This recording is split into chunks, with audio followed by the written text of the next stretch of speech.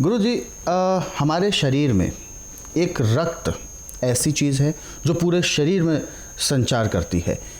ऐसे में यदि रक्त में कोई गड़बड़ी हो जाती है या उसके संचार की गति में कोई दिक्कत हो जाती है तो बहुत ज़्यादा समस्या होती है। लेकिन सबसे पहले मैं ये जानना चाहूँगा कि जब इसी रक्त की कमी हो जाए तो पूरे शरीर की जो प्रणाली है वो स्थिर हो जाती है और धीरे धीरे शरीर में गिरावट शुरू हो जाती है। तो खून की कमी होने का सबसे बड़ा कारण कौन सा है? देखिए, खून की कमी होने का सबसे बड़ा कारण है आपका लीवर का। जी। यदि आपने कोई गलत चीज़ खा ली और आपका लीवर सिकुड़ गया तो आपका खाया पीरा पचेगा नहीं, आपका खून पूरा नहीं बनेगा, तो आपको खून की कमी पड़ेगी। जी। दूसरा कारण है आपका आर्टिफिशियल चीज़ों का प्रयोग, तली हुई चीज़ों का प्रयोग। आर्टिफिशियल चीज़ें और तली हुई चीज़ें लीवर को ऐसे बैठा देती हैं जैसे पानी में पत्थर बैठता है। जी। जब लीवर पचाएगा नहीं, पैंक्रियास इंसुलिन नहीं बनाएगी, पित्ते में तेजाब बढ़ेगा, तो गुर्दा जो थोड़ा बहुत खून साफ करके देगा उसको तिल्ली नहीं स्वीकार करती, तिल्ली फेंक जाती है, फिर तिल्ली पे सूजन शुरू हो जाती है। जी। और फिर एलोपैथिक में तो इसमें दूसरे आदमी का खून छुड़ाते हैं। जी। और खून यदि माप को नहीं आया तो रोगी की तिल्ली फिर ऐसे फूलती है जैसे गुब्बारे में हवा देने से गुब्बारा फूलता है। जी। फिर उसके बाद मेडिकल साइंस तिल्ली को निकाल के फेंक देती है। जब आपकी तिल्ली निकल गई तो आपके खान पान पे अब रोक लगी। आपको चिकनाट नहीं खा सकते, बिल्कुल। ठंडा खाना बिल्कुल नहीं खा सकते, ठंडा पानी पिएंगे नुकसान ही नुकसान होगा।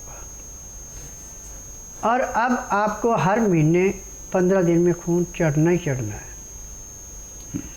परंतु जो उपचार अभी मैं टीवी के माध्यम से आपको बताने जा रहा हूँ, यदि आप इसको ध्यानपूर्वक सुनते हैं, समझते हैं, लिख करके रखते हैं, और जिनके साथ भी ये खून की कमी की शिकायत है उसको अपनाते हैं, तो 15 दिन के बाद उसके चेहरे पे जो झुर्रियाँ छाई थी, पीलापन छाया था, गुलाबी रंग में बदलना शुरू हो जाएगा। जी। लेकिन इससे पहले कि आप उपचार बताएं, मैं एक छोटा सा सवाल ये पूछना चाहूँगा कि हालांकि खून की कमी पता तब चलती है जब डॉक्टर के माध्यम से टेस्ट किए जाते हैं, कई प्रकार के टेस्ट की रिपोर्ट्स आती हैं, तब पता चलता है कि खून की कमी है। तो बिना टेस्ट रिपोर्ट्स के जिस मरीज़ के साथ इस तरीके की दिक्कत है वो कैसे पहचाने कि खून की कमी हो रही है या क्या है होते हैं उसके लक्षण? देखिए, खून की कमी जब आती है तो नाखूनों पे ये जो लालगी है, लालगी नहीं रहती। अच्छा। ये हल्के पीले रंग के हो जाते हैं। आँखों के अंदर जो चमक वो नहीं रहती, उसमें पीलापन आ जाता है। जी। और आदमी को चलने पे सांस फूलना शुरू हो जाता है। जी। तो एक न इसकी कई पहचाने हैं, परंतु इस रोग को जड़ से मिटाने के लिए और खून को तेज़ी से बढ़ाने के लिए गाय का दूध या बकरी के दूध का दही जो आपने मिट्टी के बर्तन में जमा रखा है, सुबह सूर्य उदय होने से 2 घंटे पहले आप उठें, दातन कूड़ा करें, पेट साफ हो चाहे ना हो, कोई ज़रूरत नहीं। अब उस दही को आप रिड़कें, जब उसमें झाग आ जाए, मक्खन तैयार ना हुआ, तो 1 गिलास उसका ले लें। अब उसमें आपने नमक, शक्कर, गुड़, चीनी कुछ नहीं मिलाना।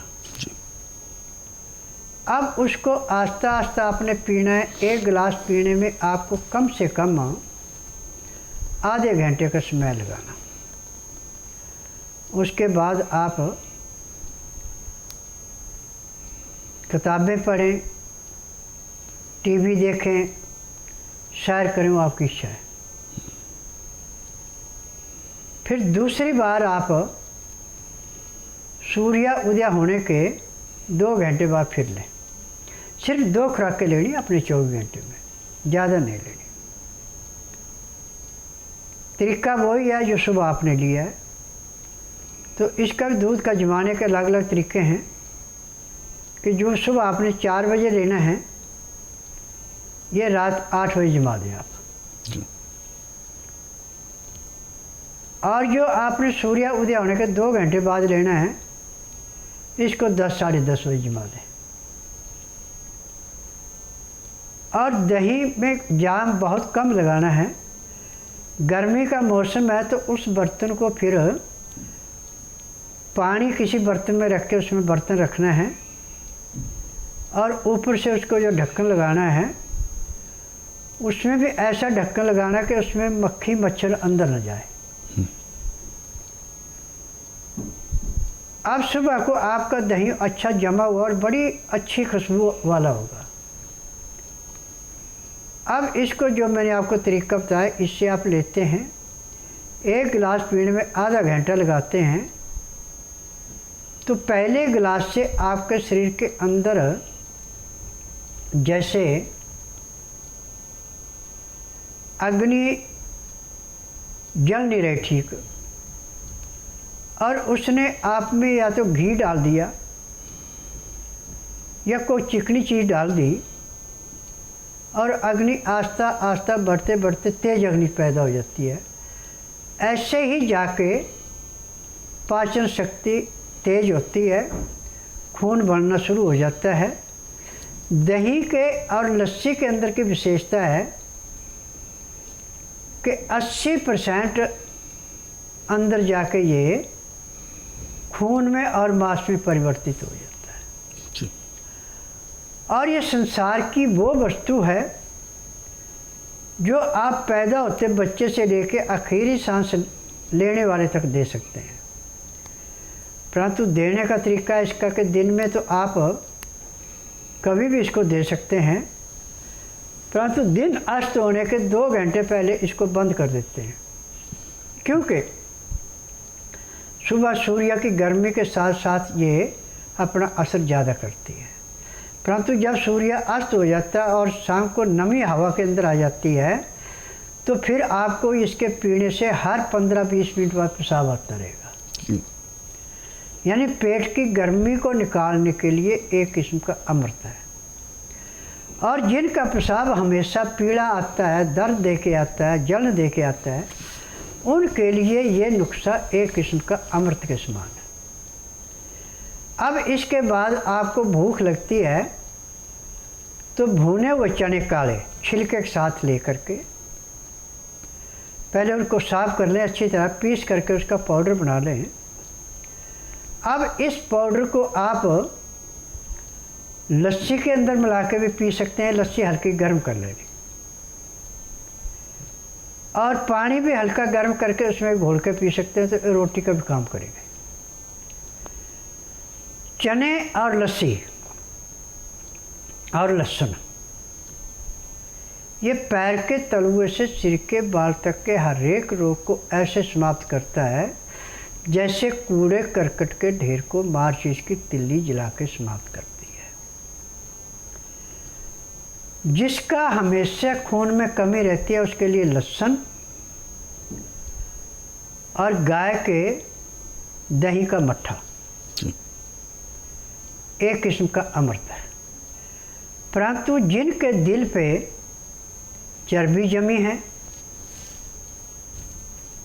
या नशे ब्लॉक है, उनके लिए जो है, जिस लस्सी में से मक्खन निकाल लिया वो लस्सी देनी है, जिस दूध की मलाई निकाल ली वो दूध देना है। तो आपकी खून की कमी दिन दुगने रातें चौगुनी मिटेगी। और जब आप इस क्रिया को करेंगे, जिस दिन स्टार्ट करेंगे, उसके 15 दिन के बाद कभी आपको ज़िंदगी में खून चढ़ाने की ज़रूरत नहीं पड़ेगी।